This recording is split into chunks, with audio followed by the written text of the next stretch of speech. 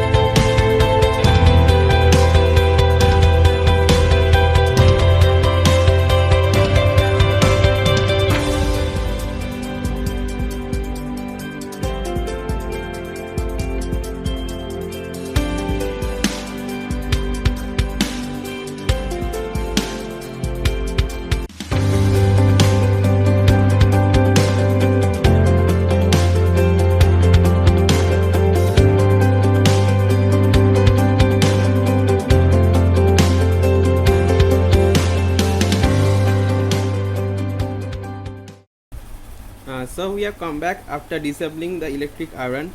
So let's now look into the different parts that make up the electrical iron. So at first I have just stand up the electric iron up a second case using a screwdriver so that I can tell about the different parts. So first, in one of the most important thing, actually the most important thing of the electrical iron is this heating element. So it's kind of looks like a racetrack. So it is the heart of any electrical iron. Inside it is the nichrome wire, and inside it is made of the nichrome wire, and the outside it is made up of mica. So you can ask that why mica is chosen. So mica is chosen because it is a very good insulator and can stand very high temperature. So now let's move on to the another important part is that the thermostat, whose job is to keep the heat constant. So the thermostat has two biometallic strips, like you can see one of them there. Here it goes like I can point out here one of the biometallic strips is there, biometallic strips which is made up of two different material having different coefficient of expansion. So this strip here is one of them and has a very high coefficient of expansion. So this means that when the temperature rises, it bends upwards, because according to the formula the length decreases because of the heat, or the length increases, so it bends upwards because of the force. So after that a knob is connected.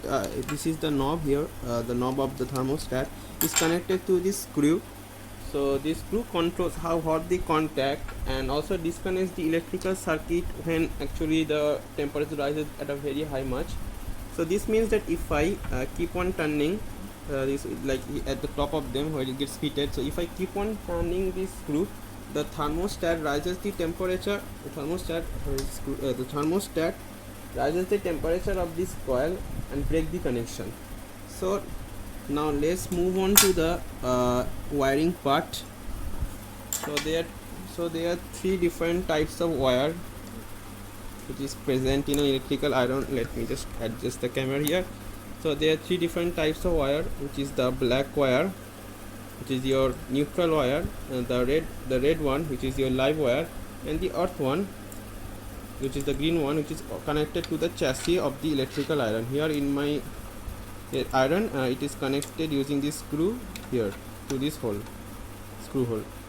Now for the connection here, so first of all these two switches are connected in these switches are sorry, the LEDs, these two LEDs are connected in parallel here, so it decides which glow will first.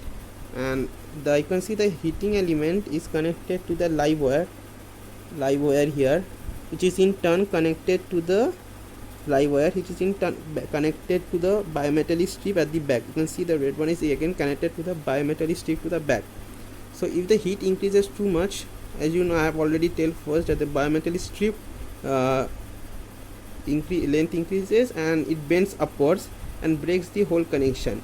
And again you can see it is connected back to the neutral wire using the black connection here. So this is the total working of the electric iron. So now let's try to assemble it back.